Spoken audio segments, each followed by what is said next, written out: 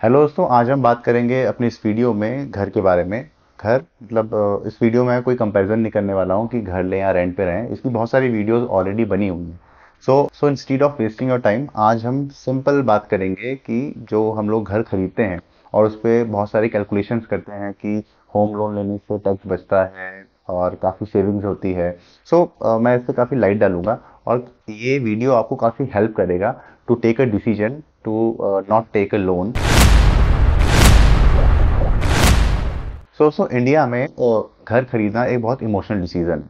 अगर एक middle class family में किसी लड़के की नौकरी लगती है, राइट, तो उसके पेरेंट्स उससे दो ही चीज़ एक्सपेक्ट करते हैं। पहली चीज़ कि वो शादी कर ले, सर्टेन एज ऑफ टाइम। और दूसरी चीज़ कि वो अपना घर बना ले। किसी ने अगर ये दो काम कर लिए तो जो इंडियन सोसाइटी है, इवन मिडिल क्लास फैमिलीज, वो उस बंदे को सेटल मानते हैं। और मैं कहीं ना कहीं इस बात से एग्री भी करता हूँ, because I am also belong from the same family. अब बात करते हैं घर की। जब भी हम घर खरीदते हैं, बहुत से लोग इंडियन सोसाइटी में ये सोच के चलते हैं कि घर खरीदना एक इन्वेस्टमेंट है। बट मैं आपको यहाँ पे करेक्ट करना चाहता हूँ कि घर खरीदना as a Indian is not a investment, it's a emotional decision. मतलब हम लोग हैं वो घर खरीदने को एक इमोशनल डिसीजन मान के चलते हैं। इसीलिए कभी कभी हम ओवर बजट घर भी ले लेते हैं, या काफ़ी लोन लेने के बाद भी जब हम घर खरीदते हैं तब भी हम ये नहीं सोचते कि हमारा कितना पैसा लग गया। हम कहीं ना कहीं इस सेफर साइड में लेके चलते हैं कि now we have our own home, हमारे पास अपना घर है और now we are settled. But आपकी जानकारी के लिए मैं आपको एक चीज़ बताऊं। जो घर है, घर खरीदना है, it's not a investment in most of the cases. मैं आगे क्लियर करूंगा क्यों। बट एक बहुत सिंपल सा एग्जांपल मैं कोट करूंगा अपने इस वीडियो में, जो आपको बहुत इजीली इसकी हेल्प से आप डिसाइड कर पाएंगे कि घर खरीदना इज नॉट अ इन्वेस्टमेंट। अब बात करते हैं घर खरीदने के प्रोसेस की। जब भी हम घर खरीदते हैं तो उसमें हम कुछ डाउन पेमेंट देते हैं, कुछ बैंक से लोन देते हैं, राइट। और उसके बाद खुद से ही डिसाइड कर लेते हैं कि after taking the home loan हम इंटरेस्ट और टैक्स में काफ़ी सेव करेंगे। मीन्स जो घर खरीदने के बाद हम होम लोन लेते हैं उसमें जो इंटरेस्ट पे करते हैं उससे हम काफ़ी टैक्स सेविंग करेंगे। जो यही कंफ्यूजन है आप लोगों की, वो मैं इस वीडियो में दूर करूंगा। दोस्तों, लेट सपोज दो एग्जांपल लेते हैं इन्वेस्टमेंट के। एक यूजर ने घर लिया फॉर इन्वेस्टमेंट पर्पस, राइट, और उसने 1 CR के अराउंड इन्वेस्टमेंट किया विद होम लोन। दूसरे बंदे ने क्या किया, उसने कोई होम लोन नहीं लिया, उसके पास जो डाउन पेमेंट थी 20 लाख की, उसने वो म्यूचुअल फंड में लगा दी। अब किसी को अगर इमरजेंसी में कोई ज़रूरत पड़ रही है, या किसी को अपना जो स्टेक है वो बेचना पड़ रहा है जो उसने इन्वेस्टमेंट किया है, और यहाँ पे जो दो केस हैं, एक घर वाला है और दूसरा जो है वो म्यूचुअल फंड वाला है या स्टॉक वाला है।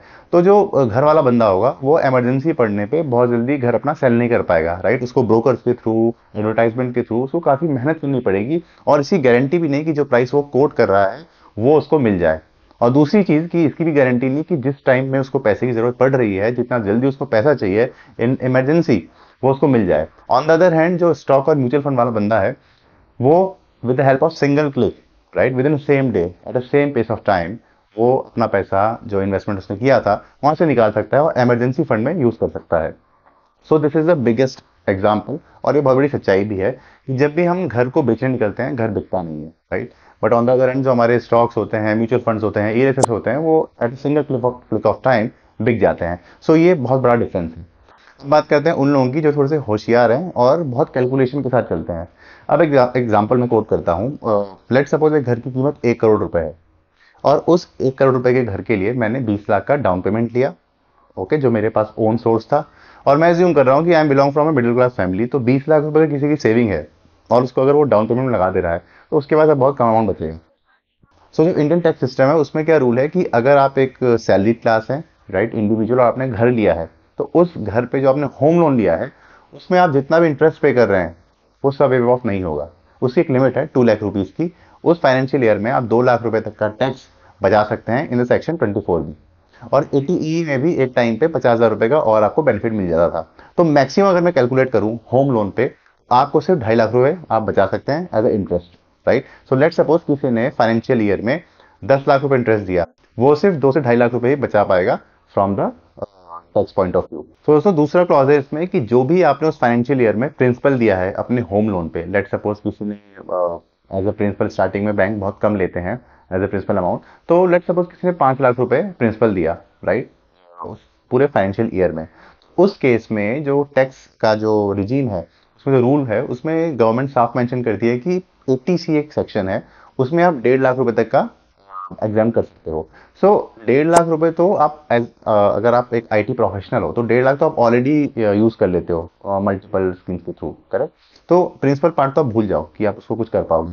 तो घूम फिर के आपके पास सिर्फ और सिर्फ 2.5 लाख की लिमिट बचती है, जिसको आप ऑलरेडी यूज कर चुके हो। तो कहाँ आपने 80 लाख का होम लोन लिया है, जिसपे आप एक लॉन्ग टाइम तक, अगर आप ये चार्ट देखेंगे तो एक 80 लाख के लोन पे 15 साल या 20 साल के लिए अगर आप लोन लेते हैं तो बहुत इजीली आप कहीं ना कहीं 50 से 60 लाख रुपए वेरी इजीली आप बैंक को एज ए इंटरेस्ट पे करते हो।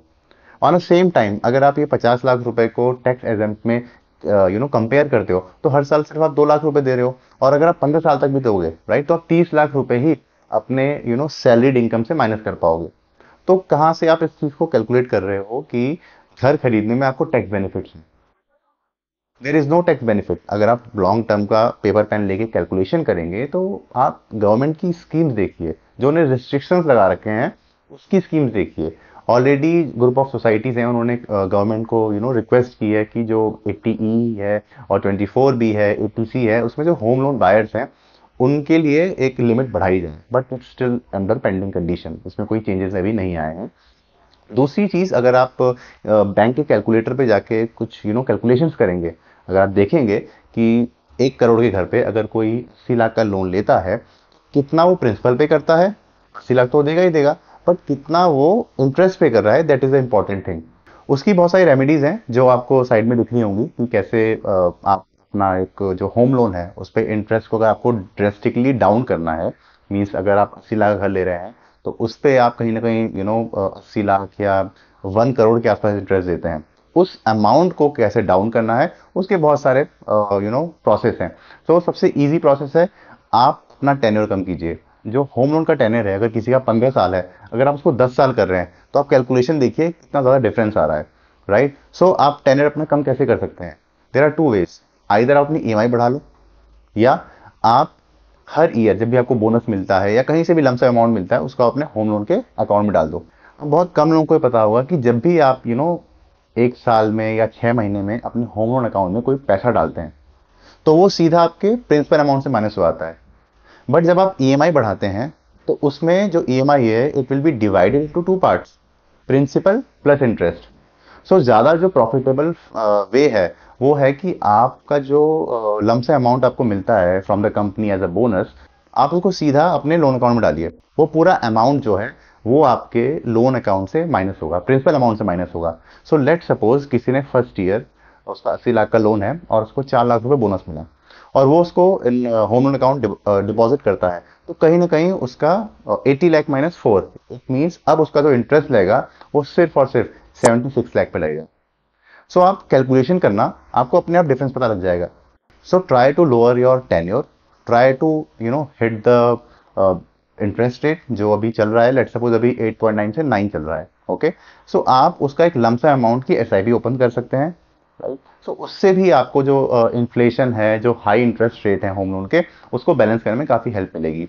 सो 3 वेज जो मैंने आपको बताए how to beat the home loan interest challenges. पहला, आप टेन्योर कम करो। टेन्योर कैसे कम करोगे? Either by increasing the EMI और by putting some amount in the home loan account, वो आपके सीधा प्रिंसिपल से माइनस हो जाएगा। दूसरी चीज जो बहुत इंपॉर्टेंट है, आप 2-3 एसआईपी खोल लो अच्छे अच्छे फंड्स में, वैरायटी ऑफ फंड्स में, जिससे जो आपका होम लोन का इंटरेस्ट है वो कहीं ना कहीं एसआईपी के जो लॉन्ग टर्म इन्वेस्टमेंट इंटरेस्ट है वहां से बीट हो जाएंगे। सो एट द एंड जब आप कैलकुलेशन करोगे तो जो आपका प्रिंसिपल अमाउंट है वही आपने दिया है, इंटरेस्ट आपका ऑलरेडी एसआईपी से कवर और बैलेंस हो चुका है। So this is all about the truth कि जो लोग ज़्यादा कैलकुलेशन करके या होशियार बन के होम लोन लेते हैं और ये क्लेम करते हैं कि जो टैक्स है उसमें काफ़ी हमें हमारा टैक्स काफ़ी बच रहा है, सो वो दोबारा इस पर रीथिंक करें, इंटरेस्ट को, प्रिंसिपल को, सब कुछ कैलकुलेट करें, then give the comment. I hope आपको ये वीडियो अच्छा लगा होगा। प्लीज़ शेयर एंड सब्सक्राइब, और आप कमेंट करके बता भी सकते हैं कि नेक्स्ट फाइनेंशियल आपको वीडियो किस टॉपिक पे चाहिए। Thank you.